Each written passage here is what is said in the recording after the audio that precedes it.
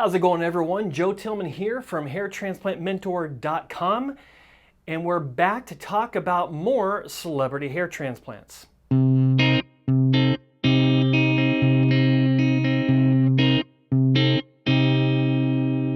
Okay, not more celebrities have had hair transplants, but we're going to be talking more about the hair transplant of one particular celebrity, and that would be Kyle Christie. Now, you may have seen a video I made about 5 months, maybe 6 months before this video, where I actually talked about Kyle Christie in the video entitled Celebrity Hair Transplant Disasters, The Kyle Christie Effect. Why did I make that video? Well, I made that video because I've been seeing more and more hair transplants being advertised by clinics worldwide that really suck.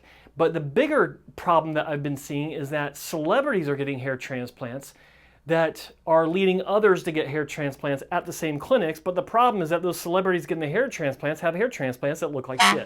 And one particular case was that of Kyle Christie, and I kind of zeroed in on him because the photos of his hair transplant results that were circulating around on the interwebs were particularly detailed, and we could really see the pluggy appearance of the hairline that he received. And if you remember at the end of the video, or if you haven't seen the video, I'll tell you what was at the end of the video. I actually reached out to Kyle and I said, call me. Well, here we are 5-6 months later, and guess what? He did. And he's got some choice words to say about my video. Kyle, how you doing? Hi, how you all doing? Awesome, man. So glad you could join me here. I want everyone to know that's watching this that this is completely unscripted. I have been talking to Kyle a little bit. We've gone back and forth in text messages, had some phone calls, and this is our interview that we just kind of set up at last minute because he's such a busy guy. But Kyle, thank you for your time and your energy and coming on here so we can talk about your experience to help others. Well, I totally agree with you. I seen the video and everyone was like thinking that I would hate on you or go against it. I'm not. I agree with this. Like, I got to live with it every day, day in and day out, and it does me head in, to be honest. Yeah. Because I believe that clinic truly fucked me over.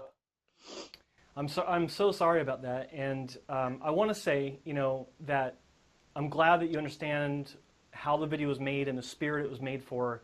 And that is to help educate others. And I hope you didn't take that as an attack or an offense. I hope that you No, not at all. recognize it for what it was. It was just a. I've been attacked much worse online than that.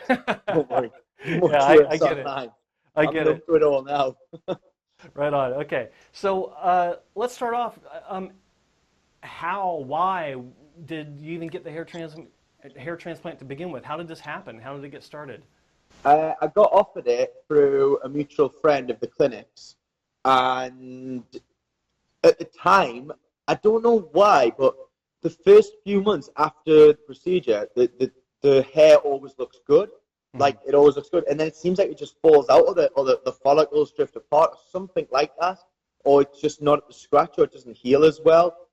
And I got introduced through a mutual friend. I got it done there, and at the time, I was happy with it for a few months. Then I realized it wasn't a natural hairline, now it's like 2.5 years on, and I've tried to get back in touch with the clinic.